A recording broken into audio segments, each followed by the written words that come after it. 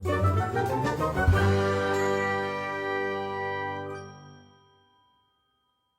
sejahtera. Nama saya Maria Mokhtar. Kita mula dengan The Three Mansos. Bukan Three Musketeers ya. Pertama sekali, kenal dia? Ya. Dia ialah Rosmah Mansor, isteri pada bekas Perdana Menteri Najib Abdul Razak. Tak payah nak cakap banyak lagi. Kedua, yang ni Rizal Mansor, bekas pegawai khas kepada Najib. Dalam bahasa Inggeris, gelarannya ialah Mr. Fixer. Dia sebagai orang tengah yang boleh menguruskan apa jua kehendak bosnya. Ketiga, ingat tak dia? Adnan Mansor, bekas Menteri Wilayah Persekutuan. Masa dulu, dia tak mahu mengisytiharkan harta kepada rakyat kerana dia kata dia takut keluarganya akan diculik. Dia businessman, dia kata, kaya raya. Sekarang kita tahu dari mana dia dapat harta dia. Keempat, Ahmad Zaid Hamidi. Dr. Ahmad Zaid Hamidi, bekas Timbalan Perdana Menteri. Dia yang nak buat terowong bawah tanah dari Bagan Datuk ke Sumatera, Indonesia. Buat apa nak buat terowong ya? Kita kan dah cukup pendatang haram.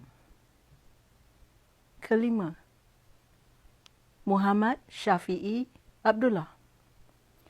Dia peguam terkenal dan juga peguam Najib. You help me, I help you. Iaitu, I tolong you, you tolong I. Kita boleh bekerjasama. Keenam, Muhammad Isa Samad, bekas pengurusi Felda. Tun Abdul Razak Hussein membangunkan Felda.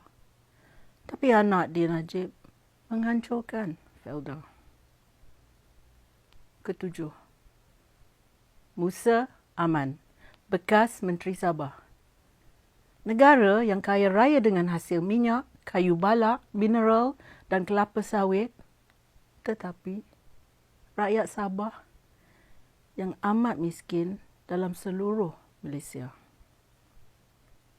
Kelapan, Hasanah Abdul Hamid. Dalam cerita James Bond, bosnya bernama M. Rakyat Malaysia tersadai dengan Hasanah.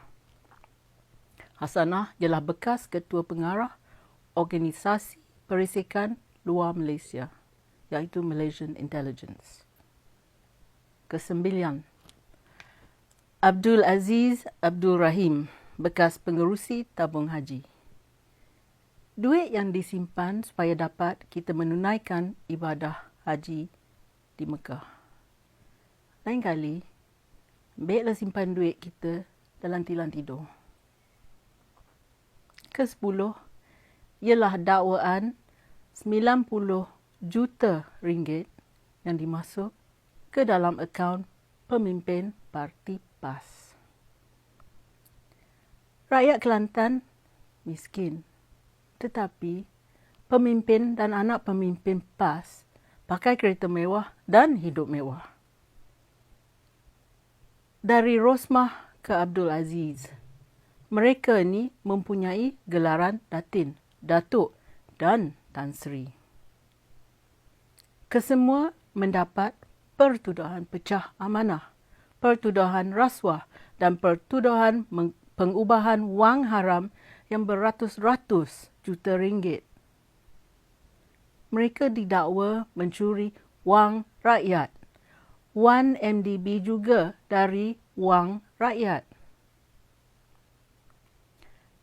Tengok muka-muka mereka ni. Semuanya orang Melayu. Semua beragama Islam. Selama ini, Parti UMNO Baru dan PAS menuduh orang Cina, terutama orang DAP dan orang Kristian, yang menghina orang Melayu dan mencuri dari orang Melayu. Betul ke tu? Tengok muka mereka ni. Yang mencuri dan menipu orang Melayu ialah orang Melayu juga.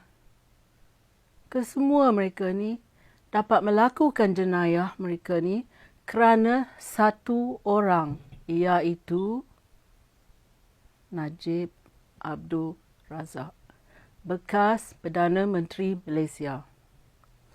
Najib mengaku tidak bersalah atas tuduhan pecah amanah jenayah, penyalahgunaan kuasa dan pengubahan wang haram.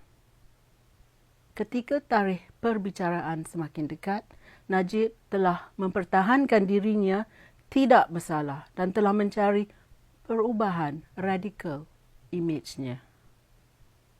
Dia naik kapcai. Dia pergi melawat rumah orang miskin di kampung. Dia duduk atas lantai.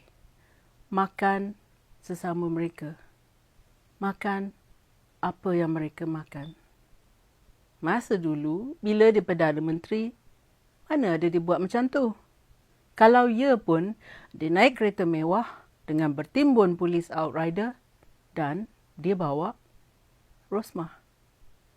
Lah ni, dia suruh Rosmah duduk kat rumah. Dia tahu kita tak suka isterinya. Dia bijak, dia pandai. Dia nak ambil hati kita kerana dia nak kita rasa kesian padanya dalam perbicaraan esok. Biar dia didakwa dalam mahkamah. Jangan tunggu-tunggu lagi. Sekarang ni, Najib menggambarkan dirinya sebagai mangsa kerajaan PH, Pakatan Harapan, yang penuh dendam. Tuan-tuan dan puan-puan, jangan terpedaya dengan tingkah lakunya. Sebagai pelakon, dia berpotensi menang anugerah Oscar. Ingat ya, selama ni rakyat menderita kerana korupsi dan salah guna kuasa oleh Najib. Terima kasih kerana sudi menonton. Jumpa lagi.